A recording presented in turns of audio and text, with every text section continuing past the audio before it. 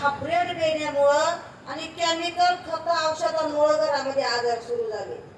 पण चांगल्या कामाला कुठेही अडचणी येतात। मी संध्याकाळी घरात आले, माझ्या कुटुंबाला म्हणायला आले आपल्याला सगळं सेंद्रिय करायचं, सगळं गावठी पिकवायचं।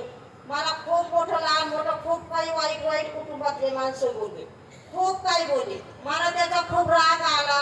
मी थोडे दिवस म्हणले आजपासून मी घरात काही वागणार नाही, पण चांगल्या कामासाठी काहीतरी विरोध होतो। 8 दिवस मी घरात काही बघितलं नाही। 8 दिवसाच्या आत माझा एक नातू आजारी झाला। मी त्याच्या आई वडिलांनी 2 दिवस खेडेगावात नेला दवाखान्यात, अकोल्यात 5 दिवस ऍडमिट केला, संगमनेरात 3 दिवस केला। तोपर्यंत मी त्याला बघायला सुद्धा गेले नाही। नंतर गेले ते बाळ तिथून नाशिकला पाठवलं। नाशिकला पाठवलं पण एवढा खडतर परस आला का नाशिकला गेलो जवळ 1 रुपया सुद्धा नव्हता। आता हे बाळाला करायचं काय?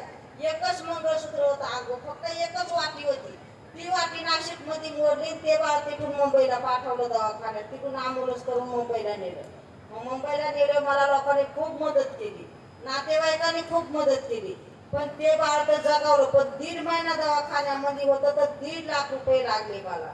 हा मोठा परिणाम माझ्या स्वतःच्या घरात घडला। ते बाळ घरी आल्यावर मला शेती गाण ठेवायला लागले, आवताचे बैल विकायला लागले, दुधाच्या म्हशी विकायला लागल्या, पण लोकांचा बाकी 1 रुपया मी ठेवला नाही। आणि मग तिथून पुढे माझं कुटुंब जे मी सांगल ना ते ऐकायला लागलं। मग मी सेंद्रिय शेती करू लागले। मी सगळं गावठी बेणं काय माझ्याकडे होतं काही गोळा केलं, 1 बी आणलं त्याच्यापासून वारो केला, 2 बी पासून वारो केला, एवढे दाणे आणले त्याच्यापासून मी वारो केला। आणि माझं सगळं सेंद्रिय पद्धतीने मी करू लागले, खाऊ लागले। माझ्या घरातले आजार मला एकदम कमी दिसू लागले। आता माझ्या कमी दिसले, मला दुसऱ्याचे देत होत ना, मग मी नातेवाईकांना सांगू लागले, बचत गटाला सांगू लागले, कुठेतरी महिलांना सांगू लागले। पण तेव्हा पण मला खूप लोक हसायचे, खूप नावं ठेवायचे, खूप वाईट वाईट बोलायचे, पण माझं काम मी करीतच राहिले, सांगतच राहिले। असं करता करता बचत गट बाईकला जोडला गेले। बाईक संस्था माझ्याकडे आले, आमच्या गावाला आली। मी त्या बाईक मार्फत रोप देऊ लागले, मग मला 4 रुपये भेटू लागले त्या रोपाचे। म्हणून ते मी पाऊस पडून गेला होता, टोकरी भरली होती बियाणी, थोडं थोडं घरच्या पुरतं लावायला आले होते। डोक्यावर टोकरी भरेल, ते बाईकचे लोक सहज माझ्याकडे आले। मी डोक्यावरची टोकरी उतरली, खाली ठेवली, ते राहिले त्याचे गबत। मावशी कुठं चालू होत्या? म्हणजे पाऊस पडलाय, चालेल शेतात गेला आवाय। म्हणे कशा कशाचे नावं सांगत का? म्हणजे एवढं कुठं तुम्हाला नावं सांगू म्हणलं। पण त्यांनी मला विचारलं कोणत्या बाजारची खरेदी? म्हणजे बाजारची खरेदी नाही, ही पारंपरिक घरची खरेदी। ते म्हणे लोक नवीन आणतात, नवीन करतात, तुम्ही का घरची ठेवली? मग मी हा थोडासा अनुभव त्यांना सांगितला आणि ते गेले। ते 3ऱ्या दिवशी मला ना माहिती परत आले, तेव्हा मी राखेतून बी चाळत होते। मग ते म्हणतात हे काय करतात? म्हणजे पारंपरिक राखेमध्ये बी ठेवलेलं असतं। यांनी काय होतंय, राखेमध्ये मातीच्या मटक्यात बी असलं त्याची 3 ते 4 वर्ष उगवून चांगली होती।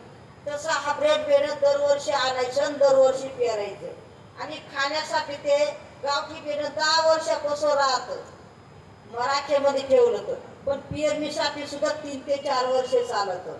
मग हा अनुभव त्यांना सांगितला।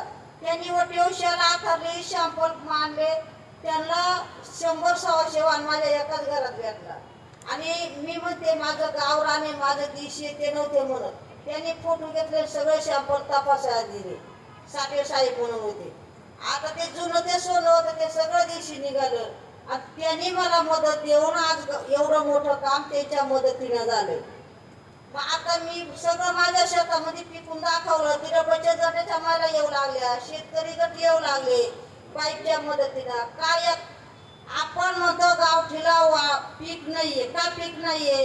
पण जे गावठी आहे ना ते आपण सावतर मुलासारखं बाजूला टाकले आणि हायब्रिड गोळा करतो, त्याला खतं तेवढे, औषधं तेवढे नाही, त्याला बाजारभाव भेटला तर शेतकरी आत्महत्या करतो।